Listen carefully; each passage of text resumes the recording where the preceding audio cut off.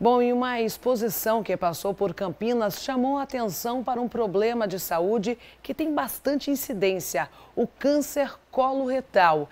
Esse é o segundo tipo de tumor mais registrado na região de Campinas.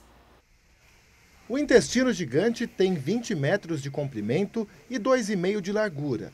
A estrutura inflável estacionou na Casa de Vidro, em Campinas.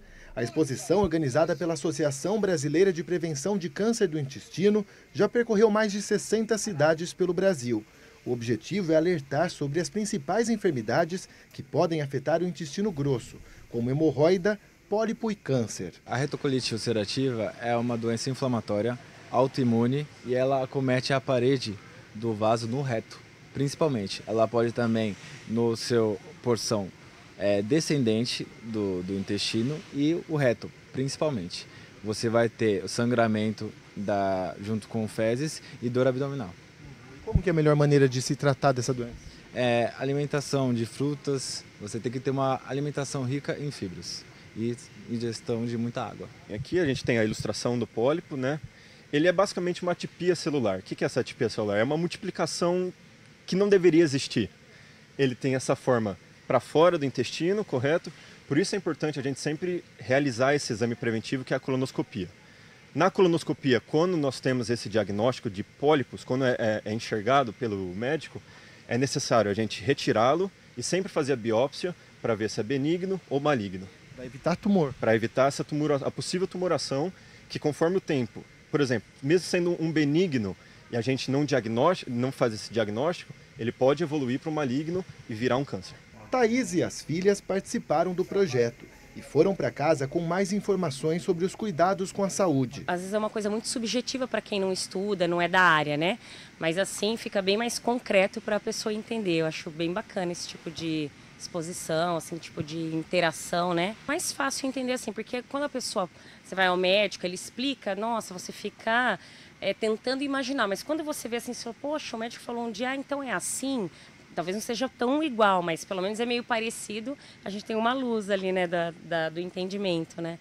O câncer de colo retal é o segundo tipo de tumor mais frequente na região de Campinas. Para os especialistas, os hábitos saudáveis ajudam e muito a afastar as chances da doença, a começar pela alimentação saudável e pela prática regular de exercícios físicos.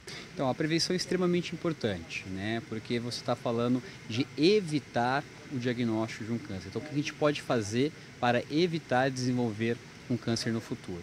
Tá? E quando a gente fala em câncer coloretal, que é todo tumor que pode nascer no intestino grosso ou no reto, o que a gente pode fazer de medidas de prevenção é ter um estilo de vida saudável, né? Isso exige dietas saudáveis que são ricas em frutas, verduras, legumes e fibras, de uma certa forma, e evitar carnes processadas, tipo presunto, tipo salame, e evitar excessos de carne vermelha. A dieta, a gente tem que ter um estilo de vida com atividade física, né, frequente, evitar o tabagismo, evitar o etilismo. Isso que a gente pode fazer para reduzir a chance de desenvolver um câncer. Os exames são indicados para pessoas acima dos 50 anos ou quem já teve casos da doença na família. Quanto mais rápido for o diagnóstico, maiores são as chances de cura.